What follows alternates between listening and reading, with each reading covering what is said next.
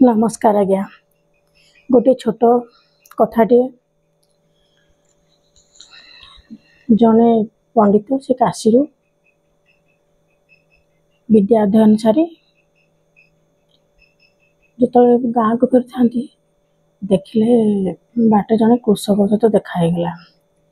कृषक कहले पंडित महाशय आप तो विद्या अध्ययन कर काशी फेरले मोर गोटे प्रश्न उत्तर दे पारे।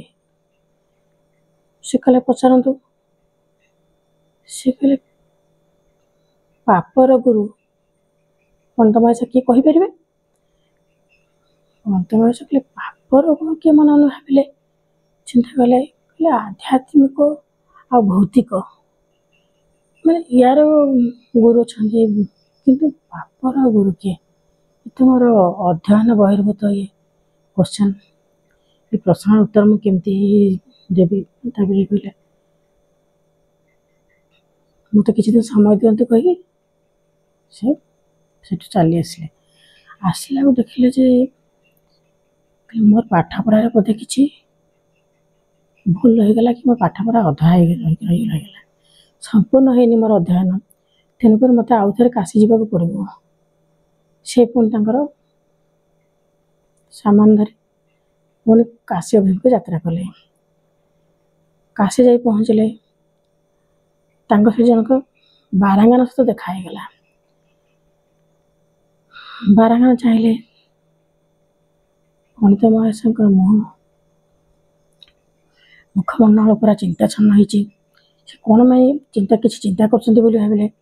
कहले पंडित महाशय आपणकर चिंतार कारण किसी मत कह जापर कि पंडित महाशय बारांगना कहले मु गोटे प्रश्नर उत्तर खोजी प्रश्न उत्तर पाऊनी मोर विद्या अध्ययन अधा आउ थे काशी अच्छी अध्ययन करने से देखु प्रश्नटी कौन ना कहले पापर गुरु किए। से बारांगना कहले यदि किसी महाशय खराब न भावे ताहले आपण किछि दिन पाई मोर पड़ोसी ही रही जातु तापर आपण से प्रश्न उत्तर पाइले फेरी जिवे। महाशय जो बारांगना तो कहले पंडित कहले हो तेल ठीक अच्छे। बारांगना पाख घर व्यवस्था करदे रही से रे सी तो शुद्ध पुत निष्ठावान पंडित शुद्ध पुत निष्ठावान मान से प्रमाणित करने से क्या किसी खाती किसी खाइबे ही ना सी तो से कहले समस्त जहाँ अन्न रांधिक निजे खाइबे से व्यवस्था तो कले निजे रांधि स्वस्थ अवस्था अन्न रांधते खाती एमती किसी दिन बीतीगला। सी कि किसी भी मैंने प्रश्न उत्तर पाई था दिने आसिकी बारांगना कहले महाशय पंडित महाशय आपण जो रोषे कर 3-4 घंटा लगे रोषे कर हरण हरकत होती आप कहे ताहले मु आपको आपन सेवा करी आपन अनुमति देबे।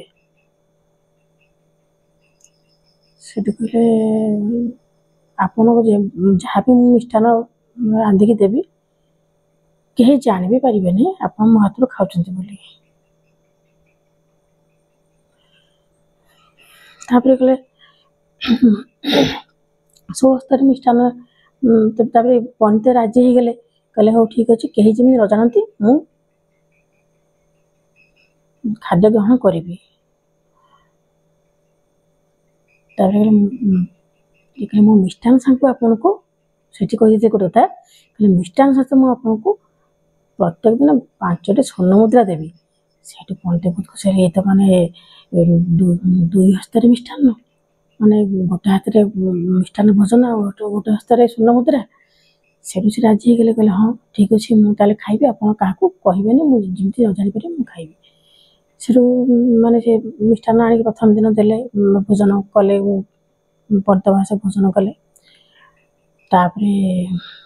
तापर दिन द्वितीय दिन पुणी आउ थे बारांगना आनिकी मिष्ठान आनीदे से भोजन कले एमती गला सेठू तापर दिन जो मिष्ठान भोजन आनी थोड़ी थाली थोड़ी से ବାରାଙ୍ଗନା କ'ଣ କଲେ ନା ମାନେ ପଣ୍ଡିତ ଆସିକି ବସିଗଲେ ସଦପତ ହେଇକି ଖାଇବେ ବୋଲି।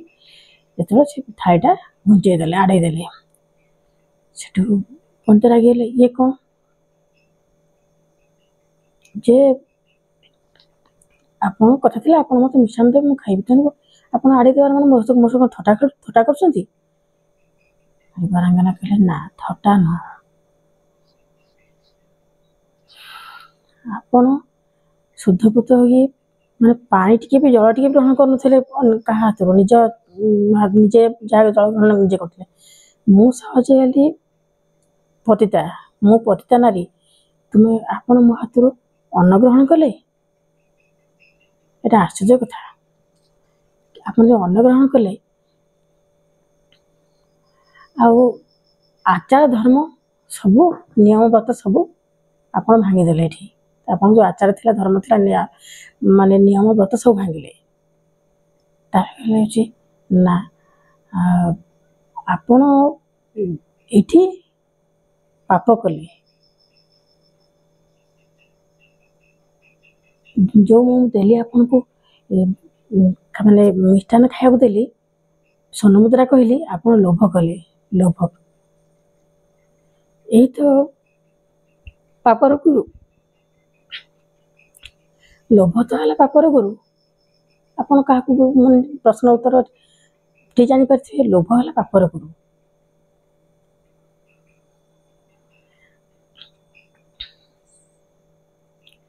ତାପରେ ସେଠୁ ମାନେ ପଣ୍ଡିତ ମହାଶୟ ନିଜ ପ୍ରଶ୍ନ ଉତ୍ତର ପାଇଗଲେ ଆଉ ଲଜ୍ଜିତ ହେଲେ, ଲଜ୍ଜିତ ହେଇ ଘରକୁ ଫେରିଲେ।